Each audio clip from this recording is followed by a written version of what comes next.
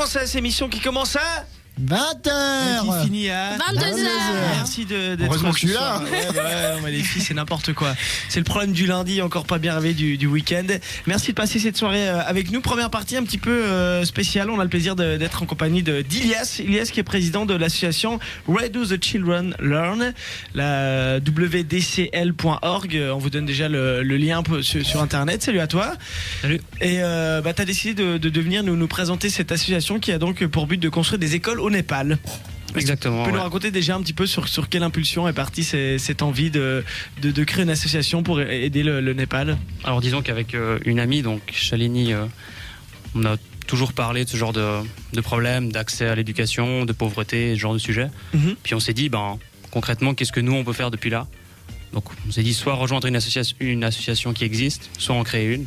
On s'est dit que ça pourrait être un challenge sympa, puis voir qu'est-ce qu'on pouvait faire. Quand tu dis qu'avec ton ami vous en parliez un peu tout le temps, comment on en vient déjà assez jeune à être intéressé par ce genre de problème, et je sais pas spécifiquement au Népal? Bon, disons que je pense que c'est une question aussi de tempérament ou de vision des choses, mais ouais, rien qu'en regardant l'actualité, en voyant ce qui s'y passe, on a tous déjà eu une fois, enfin je pense vous aussi, en regardant la télévision, on voit des images, on regarde le 19-30, etc. Et puis on se dit, mais il y a des choses, c'est quand même pas possible qu'il y ait un tel écart, qu'il y ait des... Alors que finalement, on regarde un pays comme la France donne 0,5% de son PIB pour l'aide à l'humanitaire, enfin l'aide à l'éducation, donc c'est vraiment 3 fois rien. Voilà quoi. Alors pourquoi avoir décidé de faire une nouvelle association et pas forcément s'associer à d'autres associations? Parce que je sais, et notamment pour le Népal, il y a déjà beaucoup d'associations qui sont actives. Ouais, au Népal, il y a pas mal d'associations actives, mais la plupart ne sont pas des très grandes organisations. C'est des gens qui ont lancé leur projet. Pas mal de gens en France, en Suisse par exemple.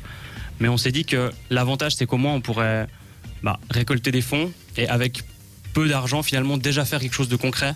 Et puis voir justement qu'est-ce qu'on pouvait en faire à notre niveau en tant qu'étudiant. Et que ça pouvait peut-être faire aussi bouger d'autres personnes en se disant qu'on peut avoir à peine 20 ans et puis imaginer ce genre de choses, quoi.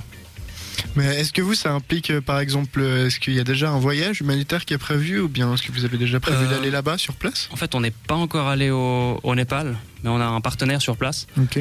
Mais ouais, on prévoit assez vite d'y aller. Enfin, personnellement, j'aimerais bien y aller en début d'année prochaine. Faudra voir avec l'inter-semestre, si on veut.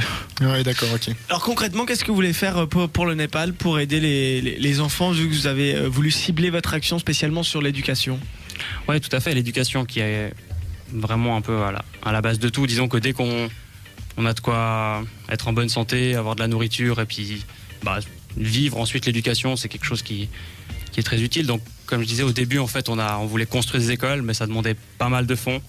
Donc, on s'est dit que comme premier projet, on pourrait déjà utiliser les fonds qu'on a eus et puis commencer à soutenir une école qui existe déjà, à voir ce qu'on pouvait leur amener au niveau fourniture scolaire pour qu'il y ait moins de charges en fait aux frais des parents. Là, c'est quoi les besoins des écoles justement au Népal? Vous avez déjà pu avoir des listes un peu précises de ce qu'ils ont besoin? Alors, ce que notre partenaire a vu en visitant et aussi en parlant avec des professeurs, c'est pas grand-chose parce qu'en fait, le gouvernement construit les écoles.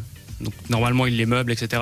Mais souvent il manque ce que les enfants doivent acheter eux-mêmes, c'est-à-dire du papier, des crayons, des stylos, des choses comme ça. Et pour nous ça paraît assez ridicule, mais c'est vrai que ça fait toujours des investissements. Il suffit d'avoir 2-3 enfants et c'est vraiment difficile à payer, quoi. Donc de ça c'est votre première action, hein, trouver déjà du matériel. Ouais, exactement, ouais.